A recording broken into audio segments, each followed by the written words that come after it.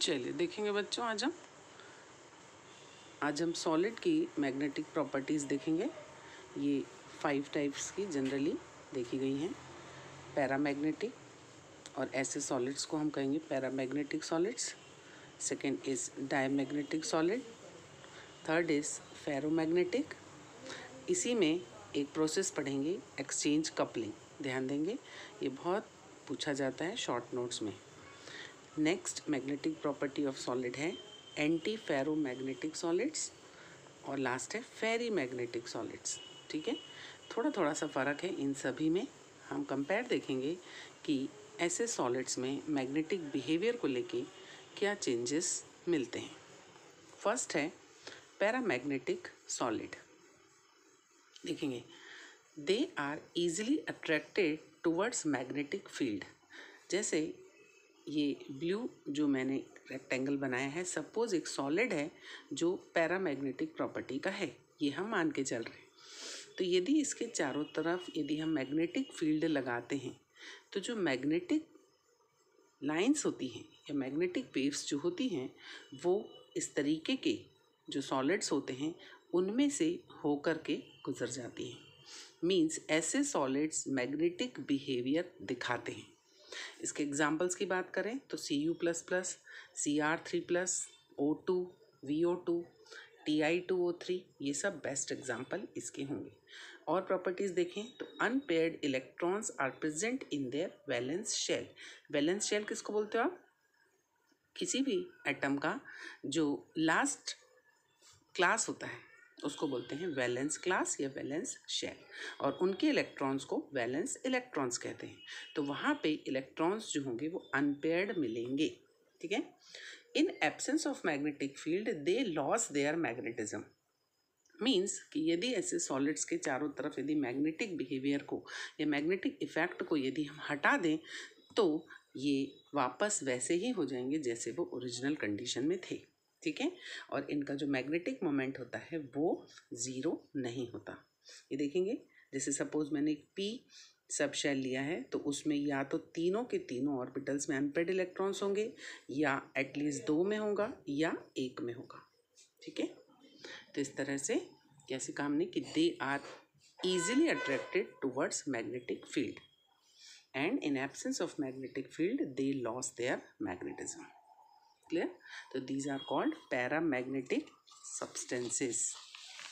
And second is diamagnetic solids, in which magnetic moment is equal to 0.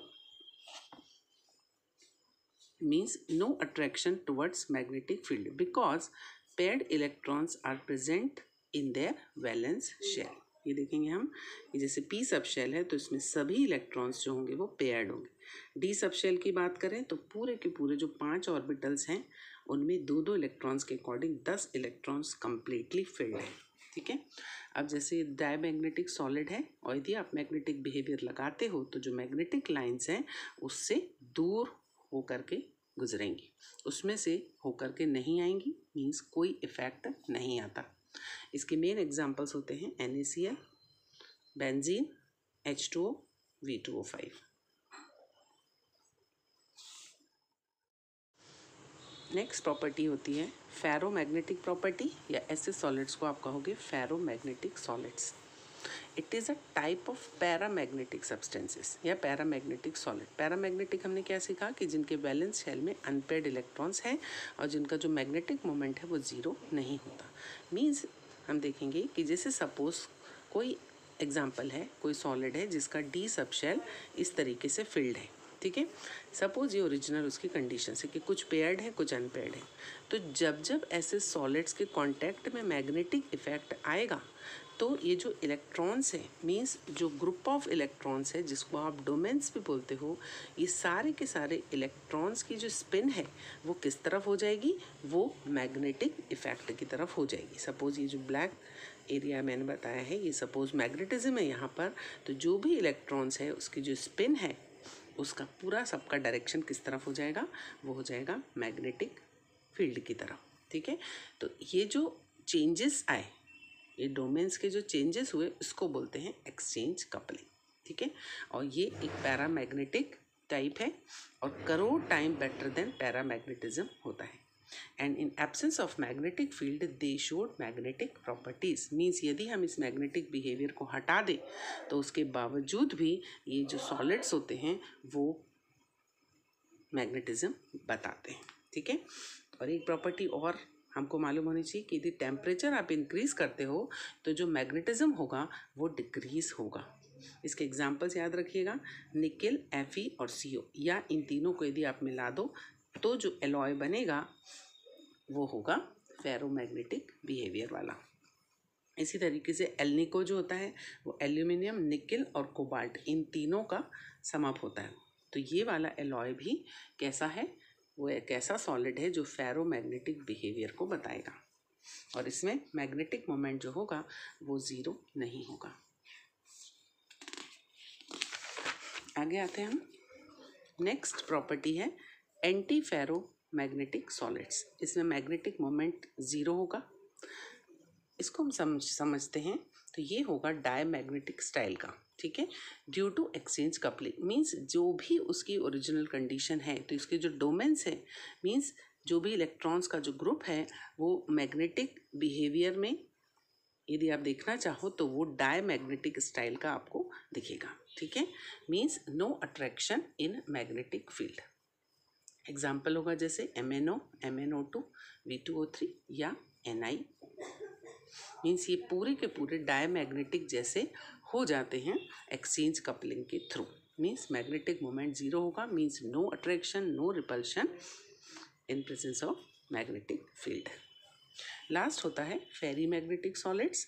ये जो होंगे उनमें मैग्नेटिक मोमेंट मीन्स इलेक्ट्रॉन का जो स्पिन होगा is aligning in parallel and anti parallel, या तो पैरेलल हो जाएंगे डोमेन्स या एंटी पैरेलल हो जाएंगे। पैरेलल फिर anti parallel, anti parallel, parallel, ये बस इन्हीं दोनों स्टाइल में होगा, लेकिन किसी भी ऑर्डर में होगा। ऐसा नहीं कि एक वो किसी भी ऑर्डर में हो सकता है, लेकिन या तो पैरेलल होंगे या एंटी पैरेलल। इस तरीके से डोमेन्स जो होंगे वो सेट हो जाते हैं। ठीक है, means magnetic moment is aligning in parallel and anti parallel direction in different number.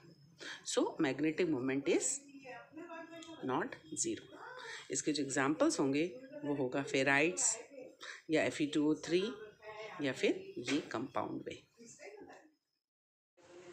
Next property देखेंगे हम सुपर कंडक्टिविटी। इसका साइंटिस्ट नेम याद रखिएगा कि सुपर कंडक्टिविटी को सबसे पहले डिस्कवर किया था कैमरलन अंस ने। इसमें ऐसे सॉलिड्स जो होते हैं उनमें रेजिस्टेंस 0% होगा और जो कंडक्टेंस होगा वो 100% होगा।